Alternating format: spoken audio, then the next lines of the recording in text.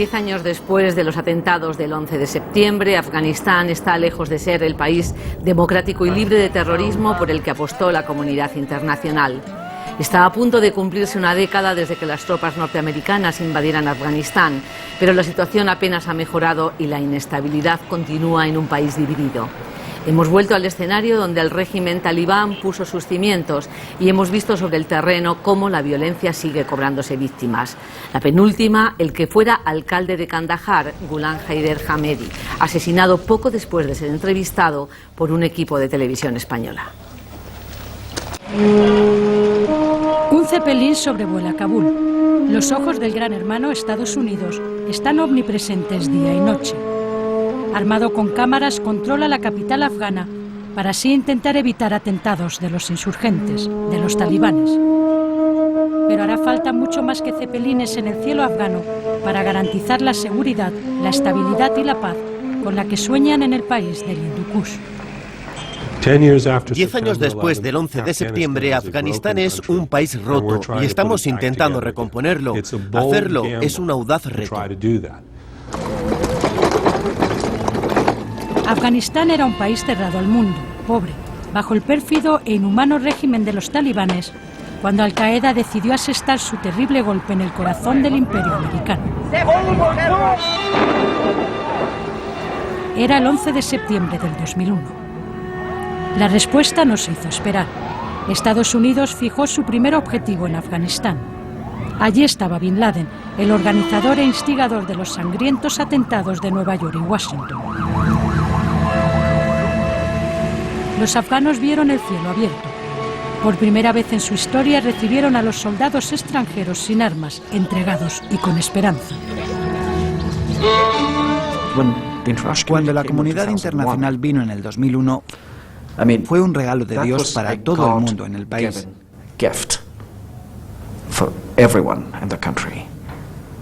Creyeron los eslóganes de los extranjeros cuando dijeron, os vamos a ayudar. 10 años después, la desesperanza y la violencia se han adueñado del país. Los libertadores de entonces son vistos por muchos como invasores y ocupantes. Los afganos se sienten atrapados, frágiles, y como las cometas que vuelan sobre Kabul, al arbitrio de vientos controlados por otros.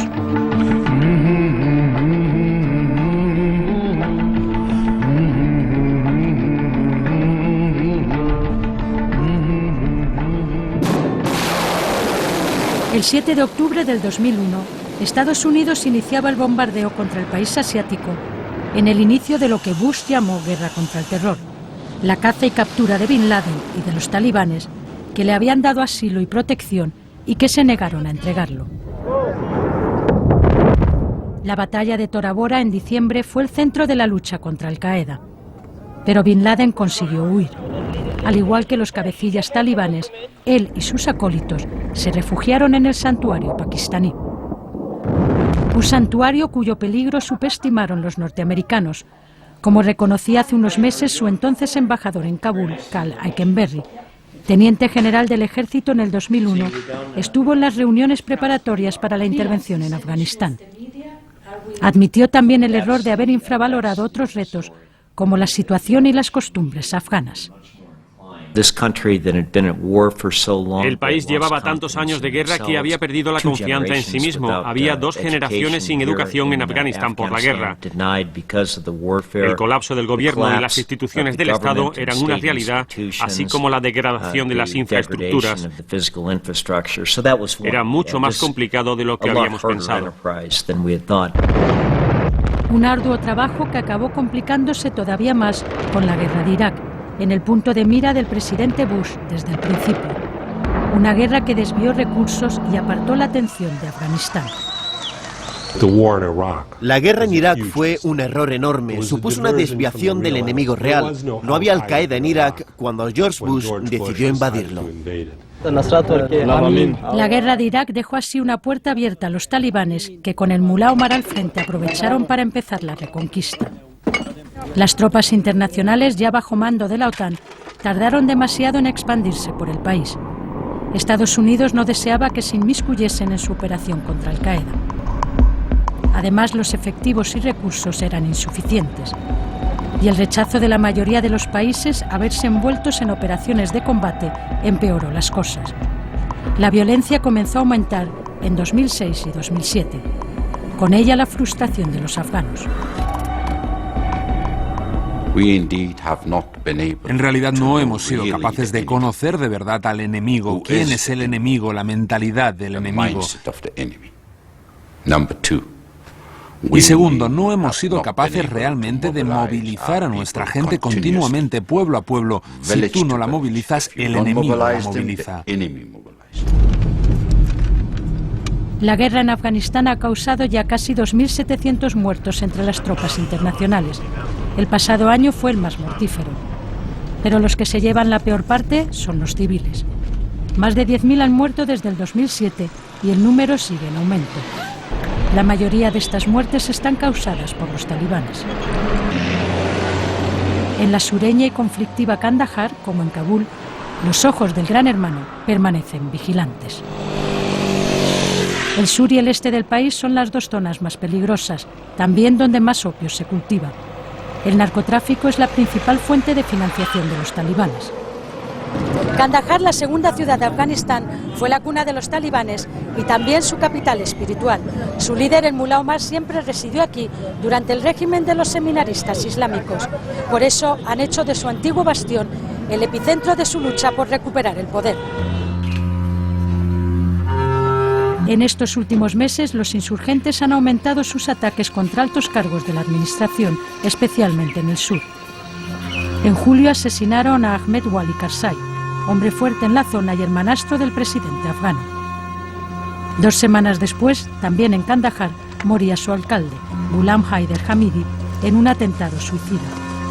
Muchos le consideraban el político más honesto del país, implacable en su lucha contra la corrupción que domina Afganistán. Estuvimos con él un par de meses antes de su muerte.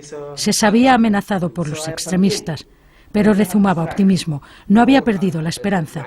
Había regresado del exilio en el 2006 para servir a su pueblo. Aquí hay guerra. Esa es la verdad. Algunas veces la situación es buena, otras es mala. Todo el mundo sabe que esa gente viene de Pakistán y es apoyada por países extranjeros. Su hija Rangina le animó a retornar, como ella misma había hecho 3 años antes. Como él dejó atrás una cómoda vida en Estados Unidos, a donde huyó la familia durante la ocupación soviética. Se sentía en deuda con su país y quería contribuir a su desarrollo, a pesar del peligro. Sobre todo quería dar voz y oportunidades a las mujeres que no habían sido tan afortunadas como ella. Lo sentí como un deber, como una llamada, volver y ayudar a mis hermanas que se quedaron atrás durante la guerra. Por eso volví. Fue una llamada. No pensé en la seguridad, no pensé en nada más. Fundó una ONG que luego se convertiría en una empresa, Kandahar Treasure, dedicada al bordado artesanal. El negocio es autosuficiente desde el 2008. De él viven ya 350 mujeres. Muchas de ellas son el único sustento de sus familias. La violencia de género es endémica en Afganistán. Los datos ponen los pelos de punta. Un 87% de mujeres ha sufrido al menos una vez en su vida alguna forma de violencia física, sexual o psicológica. El índice de mortalidad materna e infantil en el parto es uno de los más altos del mundo. El 60% de las niñas sigue fuera del sistema educativo. El analfabetismo es del 85% o más entre las mujeres. Y más allá de las leyes, están arraigadas costumbres como los matrimonios forzosos o los de menores con hombres mayores. El estatus de las mujeres afganas continúa siendo uno de los peores del mundo. Se necesita tiempo, se necesitan muchas inversiones y mucha atención y apoyos internacionales para elevarlo realmente a una vida mejor. Pero también es cierto que una de las imágenes del cambio más visibles de estos años es la de las niñas camino a o de vuelta de la escuela. Hoy, más de 2,5 millones de niñas van al colegio. Y las mujeres van ocupando poco a poco el espacio público y alzan su voz. La Constitución reconoce la igualdad de derechos. Hay 69 diputadas, una cuota del 27% en el Parlamento afgano, donde siguen, sin embargo, también los señores de la guerra. No es suficiente, necesitamos más, necesitamos que el largo camino se acorte, necesitamos luchar y tenemos que utilizar todas las oportunidades. En el 2001, una de las razones aducidas para la intervención en Afganistán era salvar a las mujeres de la barbarie de los fanáticos barbudos. Pero sus derechos no han sido estos años una constante prioridad ni del gobierno afgano ni de sus aliados internacionales.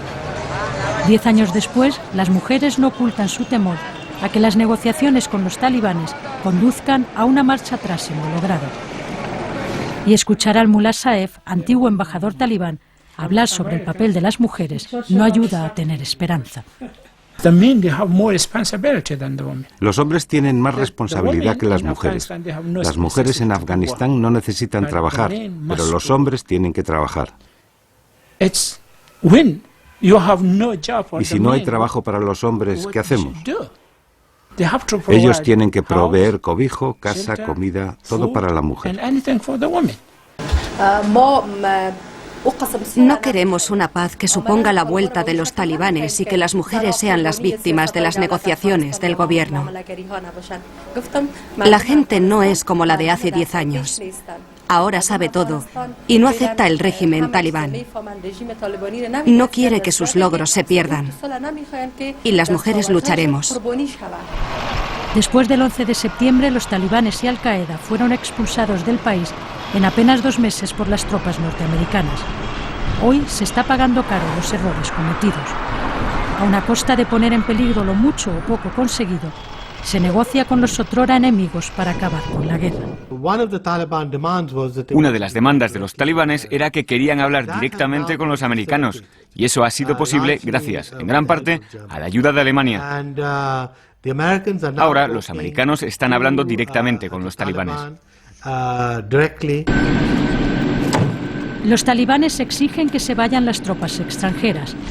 En julio comenzaba la retirada escalonada de las fuerzas norteamericanas. Está previsto que se complete para el 2014, cuando las tropas internacionales traspasen la seguridad a las fuerzas afganas. No es fácil salir del avispero afgano. Si Occidente es derrotado por los talibanes, el mensaje que llegará al mundo islámico será que la yihad funciona. 10 años después del 11S, la puerta a la esperanza está solo entreabierta en Afganistán. Un mal golpe de viento podría cerrarla.